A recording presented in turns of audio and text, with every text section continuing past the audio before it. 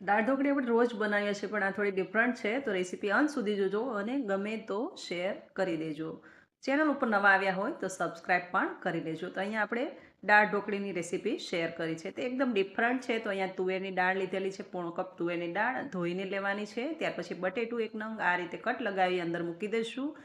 અડધો કપ આપણે સિંગદાણા અથવા એનાથી ઓછા હોય તો પણ ચાલે, સિંગદાણા એડ કરી દઈશું. બધું સાથે જ બાફી લઈશું. 3 કપ પાણી અને મીઠું હળદર એડ કરી અને એને મીડિયમ ફ્લેમ પર કુકરનું ઢાંકણ બંધ કરી અને થવા દઈશું. મીડિયમ ફ્લેમ પર આને 4 વિસલ થવા દેવાની છે. બધું સાથે જ આપણે બાફી લઈશું. આમાં મેં થોડું ઘી પણ એડ કર્યું છે, તેલ પણ એડ કરી શકો. જો કુકર ઉભરાતું હોય તો એડ કરવાની જરૂર છે, બાકી નહીં. આ રીતે આપણે 4 વિસલ થયા બાદ કુકરનું ઢાંકણ ખોલી દઈશું. જોઈ શકો છો આપણી જે દાળ છે એકદમ સરસ ઇક્વલી એકદમ મસ્ત બફાઈ ગઈ છે અને આ જે દાણા છે એ પણ એકદમ સરસ કૂક થઈ ગયા છે. બટેટું છે એ પણ સાથે જ કૂક થઈ ગયું છે અને બહાર કાઢી લઈશું. આ રીતે ચમચો ફેરવી અને બટેટાને મેચ કરી અને એમાં એડ કરી દઈશું અડધી ચમચી આપણે ગરમ મસાલો, અડધી ચમચી લાલ મરચું પાવડર, અડધી ચમચી ધાણા જીરું, મીઠું સ્વાદ પ્રમાણે, થોડી એવી હળદર એડ કરી સિમ્પલ સોબર આનો મસાલો આપણે બનાવવાનો છે. તો મસાલો બનાવી લઈશું.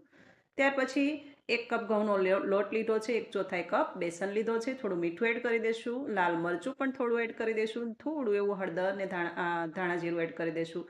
2 ટેબલ સ્પૂન આમાં તેલ પણ એડ કર્યું છે. તેલ એડ કરી બરાબર બધું મિક્સ કરી અને જેવો રોટલીનો લોટ બાંધીએ એ રીતે આને લોટ બાંધી લઈશું. લોટને 10 મિનિટ માટે આપણે રેસ્ટ પર રાખી દઈશું. પાણી એડ કરી અને રોટલીના લોટ જેવો લોટ બાંધ્યો છે આપણે રેસ્ટ આપી દઈશું. ત્યાર પછી આ લોટને થોડો એવો હાથથી મસળી લઈશું. તો લોટને બરાબર કૂણવ્યા પછી આપણે એમાંથી નાના નાના લુવા લઈ લઈશું અને લુવાની અંદર મતલબ 2 ડિફરન્ટ ટાઈપની આપણે ઢોકળી બનાવીશું. તો એક ઢોકળી આપણે જે રાઉન્ડમાં છે એ રીતે જે કચોળી ભરીએ એ રીતે મસાલો ભરીને બનાવીશું. એક ઢોકળી અલગ રીતે બનાવીશું. બંને રીતે તમે ભરી શકો અને બનાવી શકો. તો આ રીતે નાની એવી પૂરી વણી અને મિડલમાં જે આપણો મસાલો છે એ રાખી અને આ રીતે આને સીલ કરી દઈશું. ઉપરથી હાથ વડે પ્રેસ કરી અને એકદમ સરસ ઢોકળી બનીને તૈયાર છે. બીજી રીત પણ આપણે જોઈ લઈએ. તો બીજી રીતે આ રીતે મોટી રોટલી વણી લઈશું, એકદમ રોટલી જેવી પતલી. ત્યાર પછી બધી જ રોટલી પર એટલે આખી રોટલી પર જે મસાલો છે બધો જ આમાં સ્પ્રેડ કરી દઈશું અને આ રીતે આના એકદમ ત્રિકોણ આકારમાં આપણે બધી બાજુથી કટ લગાવી દઈશું ને ત્યાર પછી આ ઢોકળીને રોલ વાળી દઈશું. તો એકદમ ડિફરન્ટ ટાઈપની ઢોકળી છે અને ખાવામાં પણ મસ્ત લાગે છે. તો એકદમ ફટાફટ બની જાય છે. આ રીત પણ સારી છે. તો પહેલાં તો આપણે આ રીતે બધી ઢોકળીને વાળી લઈશું. મતલબ એકદમ ફટાફટ બનતી આ ઢોકળી છે. આ રીતે વાળો તો પણ ચાલે અને પેલી રીતે બનાવો તો પણ ચાલે. મેં તમને અહીંયા 2 ડિફરન્ટ ટાઈપની ઢોકળી બતાવેલી છે. હવે આ બધી ઢોકળી આપણે તૈયાર કરી લઈશું. બીજી બાજુ આપણે દાળને ઉકળવા રાખેલી છે. તો દાળ ઉકળે ત્યાર પછી એમાં બીજો આપણે તડકો લગાવી દઈશું. તો આ રીતે 2 ડિફરન્ટ ટાઈપની ઢોકળી બનીને તૈયાર છે. તો હવે એક વાટકીની અંદર આપણે 3 ચમચી બેસન લઈ લઈશું. બેસનની અંદર આપણે પાણી એડ કરી દઈશું અને એકદમ પતલું એવું આ રીતે ફીણીને બેટર બનાવી લઈશું. ત્યાર પછી આપણી બીજી બાજુ દાળ પણ ઉકળી ગઈ છે. હવે આ ટાઈમ થોડો કલર માટે 1/2 ચમચી આપણે કાશ્મીરી રેડ ચીલી પાવડર, 3 ચમચી આંબલીનો પલ્પ, સાથે 1 ચમચી ગોળ અને અડધી ચમચી ધાણા જીરું બધું સાથે એડ કરી દાળને ઉકળવા દઈશું. ઉકળતી દાળમાં આ રીતે આ સ્લરીની અંદર આ ઢોકળી ડબ કરી અને પછી મૂકતા જઈશું.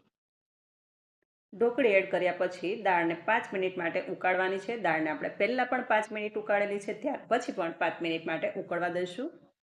જે રાઉન્ડમાં આપણે ઢોકળી બનાવી છે એમાં સ્લરીની અંદર ડબ કરવાની કોઈ જરૂર નથી. એ ઢોકળી તમે એમ જ આ ઉકળતી દાળની અંદર એડ કરી શકો. અહીંયા થોડું મીઠું પણ મેં ઓછું લાગ્યું એટલે એડ કર્યું છે. તડકો લગાવી લઈશું.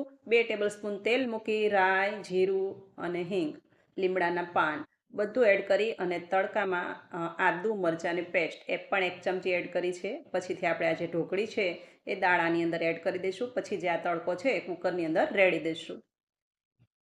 હવે આ દાળને આપણે 5 મિનિટ માટે ઉકાળવાની છે. 10 જ મિનિટમાં બનતી આ દાળ ઢોકળી એકદમ ટેસ્ટમાં બેસ્ટ છે અને ફટાફટ બનતી આ રેસીપી છે. થોડી ડિફરન્ટ પણ છે. ગમે તો શેર કરી દેજો. ચેનલ પર નવા આવ્યા હોય તો સબસ્ક્રાઈબ કરી લેજો. ફરી પાછા આપણે મળતા રહીશું અવનવી રેસીપી સાથે. ત્યાં સુધી આવજો. Thank you for watching. અને હા, અમારા પેજ પર જોતા હોય તો ફોલો કરી લેજો.